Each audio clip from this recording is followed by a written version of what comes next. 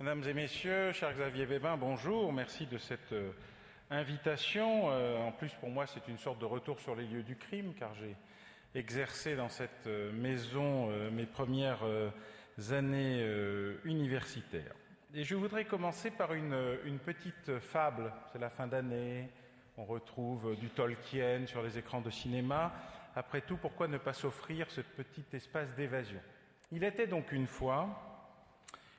une fois une conférence sur la criminologie regroupant tous les plus grands esprits de l'époque et qui actait la chose suivante. La nécessité de l'enseignement de la criminologie a été affirmée par tous les participants dont l'unanimité a été totale. Cette unanimité ne saurait étonner, car la criminologie a, en tant que discipline scientifique, une histoire déjà longue. Depuis les travaux de Cesare Lombroso, 1876, d'Enrico Ferri, 1881, de Raffaele Garofalo, 1885, elle s'est développée à travers de nombreux congrès internationaux d'anthropologie criminelle, Rome, Paris, Bruxelles, Genève, Amsterdam, Turin, Cologne, dont la tradition a été reprise par les congrès internationaux de criminologie, Rome, Paris, Londres. Or, la tendance de toute science est de se répandre, donc d'organiser son enseignement. En fait, dès le premier congrès international d'anthropologie criminelle, Gabriel Tarde, soutenu par Enrico Ferri, a proposé qu'à la condition de se faire préalablement inscrire comme membre d'une société de patronage de prisonniers et d'être astreint, soit isolément à des visites hebdomadaires aux prisons, il était utile et possible d'enseigner ou d'étudier la criminologie. En 1890, le Congrès international pénitentiaire de Saint-Pétersbourg souhaitait qu'une chaire de sciences pénitentiaires ou de criminologie fût créée dans les universités. Un vœu analogue devait être formulé en 1895 par le Congrès de l'Union internationale de droit pénal tenu à Linz. Depuis, l'idée a été maintes fois reprise. À Londres, le 9e Congrès international pénitentiaire affirme que l'enseignement juridique devrait être complété par l'enseignement de la criminologie. Le 3e Congrès international de droit pénal, le 1er Congrès international de criminologie, le 12e Congrès pénal et pénitentiaire ont par la suite formulé des souhaits semblables.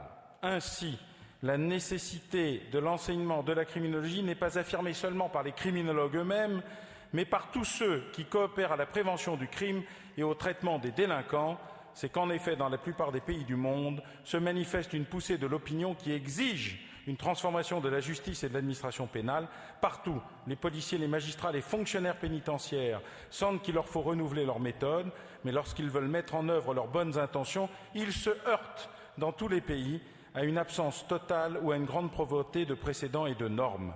Cette situation a conduit les plus résolus d'entre eux à entreprendre empiriquement une œuvre difficile, mais chaque jour, la preuve est apportée qu'à elle seule, cette bonne volonté ne peut mener très loin. Ils souhaitent donc qu'un enseignement scientifique de la criminologie soit institué pour orienter leurs efforts dans la bonne direction. Cette science synthétique se propose aujourd'hui comme hier de lutter pour la diminution de la criminalité et sur le plan de la théorie qui doit permettre d'arriver à ce but pratique, elle se propose l'étude complète du criminel et du crime, ce dernier étant envisagé non comme une abstraction juridique mais comme une action humaine, comme un fait naturel et social. La méthode utilisée par la criminologie est la méthode d'observation et d'expérimentation mise en œuvre dans le cadre d'une véritable clinique sociale. Vous pourriez me dire, c'est le projet du premier numéro de la revue future de droit pénal et de criminologie à paraître, c'est un objectif à long terme. Non, c'est le congrès de criminologie de 1956 à l'UNESCO et c'est le rapport de Jean Pinatel. Je n'ai fait ici que de piller, sans le plagier, l'œuvre de celui qui a le plus haut porté les couleurs de la criminologie, sans y avoir, 60 ans plus tard, totalement encore réussi. Car la réalité de l'enseignement de la criminologie en France n'est pas un problème criminologique. Aussi paradoxal que ça puisse paraître, la criminologie n'est ni mieux ni plus mal traitée que toutes les autres sciences qui ont essayé d'émerger à l'université depuis qu'à la Sorbonne, ici, on enseignait 2 sciences et 2 sciences seulement, le droit canon et la médecine non intrusive. Car toutes les autres se sont battues pour exister. Dès 1539, les langues étrangères et orientales essayent d'apparaître. François Ier n'obtient pas de la Sorbonne qu'elle prenne en compte ces bizarreries étrangères. On crée donc l'Institut national des langues étrangères. Émile Boutmy décide que la science politique serait un sujet intéressant.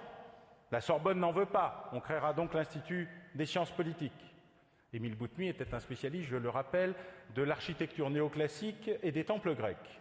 Une spécialité politique très importante, notamment pour la construction du Parlement, mais assez éloignée du sujet. Jean-Baptiste Say explique que ça serait peut-être bien d'étudier l'économie et la gestion, ça pourrait être utile, ce sont des choses importantes malgré tout. Il faudra toute l'insistance du nouveau Conservatoire national des arts et métiers pour qu'il y soit accueilli après que l'université ait expliqué qu'elle n'en voulait pas. Les sciences dures, la physique, la chimie, les mathématiques ne trouveront pas leur place à l'université. On inventera le Conservatoire des arts et métiers pour les accueillir, à défaut de conviction, mais sur une logique de contrainte. La Révolution a considéré que les sciences dures étaient utiles, l'université n'en veut pas, on fera donc à côté. Et ainsi de suite, y compris il y a 40 ans encore, le droit pénal qui s'est un peu oublié ces temps-ci et qui lui-même se battait désespérément pour sa reconnaissance à l'intérieur de la grande famille du droit, considérant qu'on ne pouvait pas uniquement vivre sous l'ombre des 6 volumes des frères Mazeaud en matière de droit civil. Voilà ce qu'est notre triste histoire. Triste, car nous sommes au sein d'une université centralisée qui décide au niveau national et étatique, seul cas dans son genre, ce qui a le droit et pas le droit d'être enseigné. Étonnant, car c'est le seul endroit où non seulement on décide de ce qui peut être enseigné, mais de qui l'enseigne. Chaque université pourrait décider très naturellement d'ouvrir son département ou pas de criminologie, de le rajouter ou pas. Or, aujourd'hui, il y a 130 enseignements de criminologie en France, tous clandestins, par des enseignants tous sans papier de la criminologie. Aucun d'entre eux n'a le titre ou la capacité. La seule exception étrange étant la chaire de criminologie du CNAM, où certes, je suis une espèce en voie d'apparition, mais relativement ayant des capacités de reproduction visiblement un peu entravées par l'obstination absolue de mes collègues à ne pas perdre leur poste plutôt qu'à essayer de développer une science à côté. Car, il faut le dire trivialement, la question de la criminologie n'est pas une question scientifique, ça n'est même pas une question statistique, c'est une question de à qui prend-il les postes ou à qui ne les prend-il pas. Cette réalité a amené à ce que nous ayons des débats théologiques très étranges, puisque la criminologie n'est pas un débat scientifique, c'est un débat théologique entre de vrais croyants, et comme chacun sait, les derniers des convertis ne sont pas toujours les meilleurs d'entre eux. La plupart des opposants à la criminologie écrivent dans des revues criminologiques, ont publié des histoires de la criminologie française, interviennent à des congrès internationaux de criminologie francophones ou multilingues, en expliquant chaque fois avec une détermination remarquable devant les collègues belges, canadiens, francophones, internationaux, japonais, russes, chinois, que la criminologie ne peut pas exister. C'est pour ça qu'ils viennent à l'association de criminologues pour expliquer que tout ceci n'existe pas. C'est pour ça qu'ils publient des livres sur la criminologie pour expliquer qu'elle n'existe pas. C'est pour ça qu'ils condensent les archives des études criminologiques depuis 2 siècles pour expliquer qu'elle n'existe pas. En tout cas, que la criminologie des autres ne peut pas exister car il ne pourrait y en avoir qu'une seule.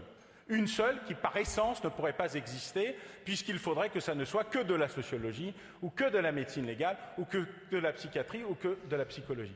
Voici 60 ans au moins, et peut-être un peu plus de 100 ans au plus, que cette question a été scientifiquement résolue par le plus mauvais des sociologues, le plus nul des criminologues, celui dont personne ne devrait même pouvoir parler, Émile Durkheim, qui a dit « Le crime est un fait social, il y a des criminels, des auteurs et des victimes. » Je rajoute qu'il y a aussi des circonstances, car ceci est important à prendre en considération. Et pourtant, depuis cette époque-là, pour de pures raisons de précaré et de contrôle territorial de l'espace de la non-criminologie, il est très difficile de voir apparaître ce sujet. Et pourtant, chaque fois qu'une catastrophe criminelle ou terroriste a lieu, un rapport, une audition est organisée au Parlement. Et chaque fois, le rapport se termine par « si on savait plus de choses, si on avait plus de données, si on avait plus d'outils, si on savait ce qui se passe à l'étranger, peut-être que tout ceci nous permettrait éventuellement plus de prévention, plus de discernement dans la répression, une sanction adaptée. » On a parlé tout à l'heure de la conférence dite de consensus, en tout cas de consensus entre ceux qui ne le souhaitent pas. Elle s'est composée autour de grands esprits très respectables et d'un certain nombre de criminologues, tous bien évidemment venus de l'étranger puisque nous ne disposons pas de ce produit en étagère en France. Et tout le monde a trouvé parfaitement normal de supprimer d'une main la criminologie nationale et de faire appel à tous les criminologues étrangers disponibles, extrêmement respectables et en général très compétents, pour le faire.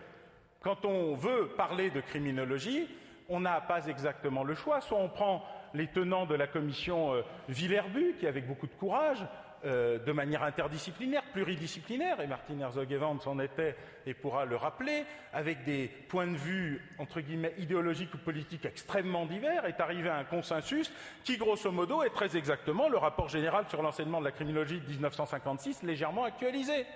Nous savons ce qu'il faut enseigner, nous savons quelles sont les options qu'il faut enseigner, nous savons où il faut l'enseigner, nous savons comment il faut l'enseigner. Nos collègues le font d'ores et déjà, dans certains endroits, notamment à Rennes ou à Nantes, mais également à Reims, à Poitiers, à Bordeaux, à Toulouse, à Paris. Les enseignements ont lieu, il y a même un institut de criminologie qui fait à peu près tout sauf de la criminologie, mais nous disposons d'outils.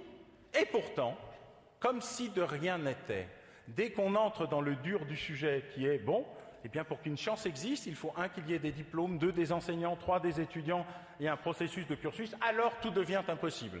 On supprime ce qui est simple pour créer des choses très compliquées.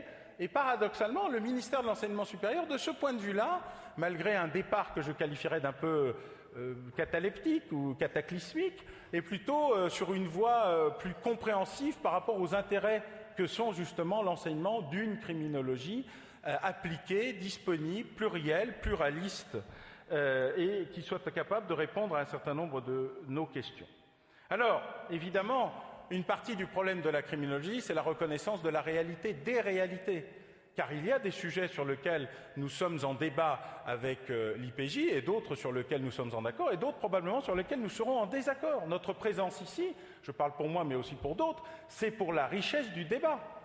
En la matière, par exemple, je pense que la prison peut aussi être l'école du crime, parce que nous avons une mauvaise prison. Au lieu d'avoir une bonne prison, qui regroupe à l'intérieur de la prison ceux qui effectivement sont les plus durs, les plus compliqués, les plus difficiles à traiter, d'une prison qui ne soit pas seulement un asile en complément, mais qui traite aussi des problèmes psychologiques et sociaux, et de gens qui n'ont rien à faire en prison, parce qu'ils y sont d'abord des victimes d'une autre violence. Alors, il faut traiter de la prison dans sa diversité.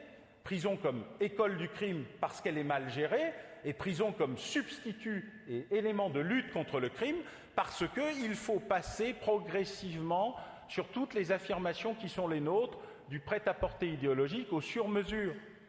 Il y a des gens qui prônent les normes actorielles, on en entendra parler aujourd'hui, d'autres qui font des analyses extrêmement précises et psychopathologiques.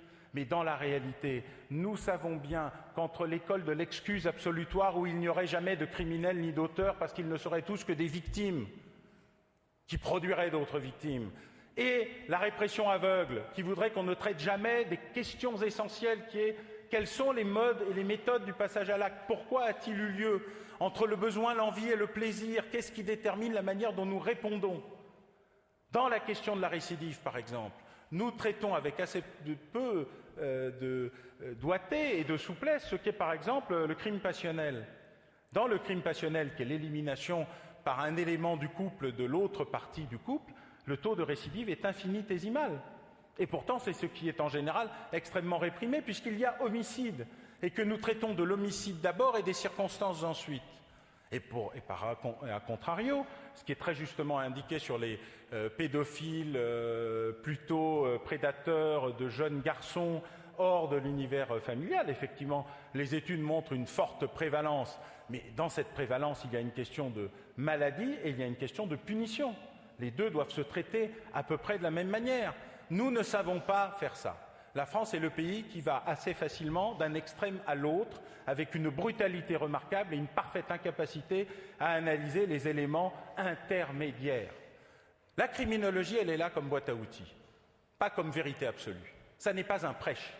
C'est un outil qui est donné à des responsables citoyens, médiatiques et politiques, pour choisir un certain nombre d'options. La plupart du temps, quand nous sommes auditionnés, entre 30 et 40 minutes en fonction du nombre d'auditions disponibles et de la capacité post-digestive des parlementaires qui vous écoutent, nous comprenons bien que la question qui nous est posée fait déjà l'objet d'une réponse dans leur tête et qu'il est assez difficile de remettre en cause les a priori et les préjugés. Et a priori, et d'ailleurs pourquoi pas, ce sont des humains. C'est le même problème pour les magistrats. C'est d'ailleurs pour cela qu'à titre personnel, je préfère discuter avec un jury qu'avec un juge. Je pense qu'un juge a la compétence et la technicité, mais que le diplôme de l'École nationale de la magistrature ne lui confie pas la représentation de la souveraineté nationale. Il y a un débat. Le peuple citoyen, c'est aussi un peuple qui juge, car on juge en son nom. Mais c'est un débat, je le reconnais. Il n'est pas valable pour tout le temps, mais il est valable de l'expliquer. On ne peut pas le balayer d'un revers de main. Y a-t-il ou doit-il y avoir des juridictions spécifiques et très particulières pour les mineurs? D'abord, la notion de mineur elle-même a subi des évolutions multiples. 10 ans, 13 ans, 21 ans, 18 ans, 16 ans, 15 ans. Quel est l'âge de minorité et de majorité? Quel est l'âge de responsabilité? Comment se calcule véritablement la capacité à punir un mineur pour un acte soit inconscient, soit horrible, soit parce que, et c'est tout le problème qu'on a eu sur la détection précoce, l'émission de violence par un mineur est en général la démonstration qu'il est lui-même victime de la violence qu'il exprime et qu'il faut savoir traiter cette violence avant qu'elle ne fasse des victimes. La détection précoce n'est pas une punition précoce, c'est un système qui permet de répondre précocement à un problème qui va se dégrader, car c'est ainsi que ceci se passe. Les outils doivent être préventifs, ils doivent être dissuasifs, et de temps en temps ils doivent donner la sanction, car la prison n'est pas la réponse à tout, mais elle est la réponse à une partie du problème, à condition de ne pas la mélanger avec le reste. Victor Hugo disait que quand on ouvrait une école, on fermait une prison. Je fais partie de ceux qui pensent que quand on remet ceux qui ne sont pas à l'école, on leur évite d'aller en prison. Et de ce point de vue-là, il y a un outil rarement utilisé dans notre système scolaire, puis jusque récemment, il était encore prévu que la principale sanction à l'absentéisme scolaire ou à l'agitation scolaire soit l'exclusion, la prime à l'emmerdeur. Un sujet qui ne nous intéresse pas, comme s'il était naturel de remettre dans la rue à rien faire, donc à faire des bêtises, euphémisme, ceux qui nous posent le plus de problèmes. Et les enseignants ne manifestent pas quand on met les emmerdeurs dehors. Ils ne sont pas masochistes. Le problème, c'est que la société, elle, en paye le prix. La criminologie, elle est là d'abord pour donner des analyses fines et les limites de l'exercice. La criminologie sait que la statistique, par exemple, dont parlera Christophe Soulez, qui anime l'Observatoire national de la délinquance depuis 2003 avec moi, puisque je termine mon mandat d'ici le 31 décembre, donc j'ai encore un petit bout d'intérim, sait à quel point que, comme les frères Goncourt le rappelaient, la statistique est la première des sciences inexactes. Elle donne des éléments, mais ils ne peuvent être compris qu'en perspective, avec les limites de l'exercice. On peut tout faire dire au taux de récidive, absolument tout. D'abord, de quoi parle-t-on? Récidive, récidive légale, réitérance? C'est quoi la récidive? Faire la même chose dans les mêmes conditions? Autre chose? Plus, moins, rien? Bref, le taux de récidive peut passer de 0 à 95% sans aucun problème, suivant la manière dont on traite de la statistique. L'enjeu, il est justement de comprendre les limites de l'exercice. Il est de comprendre que la statistique en France est d'abord un outil politique et ensuite seulement un outil scientifique. La criminologie, elle est là pour permettre aux citoyens de décomposer le langage politique et médiatique, la simplification à outrance, pour enfin savoir que ce qu'on leur dit n'est qu'une petite partie de la vérité. Entre ce qu'on sait, ce qu'on croit et ce qu'on cherche en matière scientifique, ce qu'on sait est la plus petite partie de l'ensemble et il faut savoir le reconnaître. Quand je commence mon cours de criminologie, j'explique qu'en matière criminelle ou terroriste, ce qui est nouveau, c'est ce qu'on a oublié. Nous vivons dans un univers d'amnésique, à cause probablement de la surconsommation médiatique, du temps qui s'est rétracté, du fait qu'une information en balaye une autre en quelques secondes. Mais surtout, nous ne prenons pas le temps de lire, nous ne prenons pas le temps de lire les notes de bas de page, nous ne prenons pas le temps de lire le recto et le verso, nous ne prenons pas le temps d'analyser ce qu'on nous dit quand on nous sort un outil. Et surtout, nous adorons le chiffre unique, chiffre magique. Pour un ministre de l'Intérieur, la statistique doit baisser, quoi qu'il en coûte. S'il y a 400 000 cambriolages de plus cette année et 100 000 agressions de moins, les chiffres seront très mauvais. Mais plus personne ne parlera de la criminalité, il n'y aura plus de violence. Si la même situation a lieu l'année prochaine, 400 000 cambriolages de moins et 100 000 agressions de plus, les chiffres seront extraordinairement bons et plus personne ne sortira de chez soi. Voilà ce que sont les problèmes de l'usage immodéré et inculte de l'outil statistique et l'absence et les effets secondaires d'absence de l'outil criminologique. Alors, ce que je voulais dire simplement pour conclure, c'est que nous avons besoin des outils. Nous avons besoin de l'actuariel, nous avons besoin de l'analyse de la récidive, nous avons besoin de ce qu'a été l'empilement extraordinaire de la recherche criminologique, car c'est un peu le principe de Capharnaüm, chacun a rajouté une petite couche sans mettre en cause les couches précédentes. Il faut beaucoup de travail, comme celui qu'a fait Maurice Cusson dans l'art de la sécurité, pour essayer de synthétiser de manière pratique un certain nombre d'outils. Il faut beaucoup de travail pour que mes collègues, Robert Cariot, Christophe et moi-même, récemment dans La criminologie pour les nuls, je précise que nous l'avons d'abord écrit pour nous, essayent de montrer ce qu'est la diversité de la recherche. Mais la synthèse n'existe pas encore. La synthèse de la recherche, la mise en commun de tout ce qu'on a appris et qui peut être utile aux autres, est encore un chemin en devenir. C'est peut-être le principal défaut de la science criminologique, que de n'avoir pas su tendre la main aux autres criminologues, aux criminologues de l'autre rive, aux criminologues de l'UMP2, pour arriver à se parler, à se rassembler, à dialoguer avec le public, à dialoguer entre nous. Et c'est ce que je voulais vous dire aujourd'hui. Nous sommes dans une phase très étrange d'anomisation de la société. L'anomie était une invention reprise essentiellement par Durkheim, mais surtout par Merton, qui explique qu'une société qui perd ses normes, perd ses repères, perd ses lois, perd son organisation, perd ce qui fait que nous acceptons de vivre ensemble, est une société en péril. Évidemment, certains pensent que le crime n'est qu'une affaire d'individu, qui peut se traiter individuellement. Mais il y a aussi une organisation criminelle qui est une entreprise criminelle, qui fonctionne selon les règles de l'économie de marché, qui pratique l'intégration verticale, l'intégration horizontale, l'incentive pour le petit personnel, la recherche-développement, l'investissement, les vacances et parfois la gestion de la concurrence d'une manière un peu plus définitive que dans l'économie traditionnelle.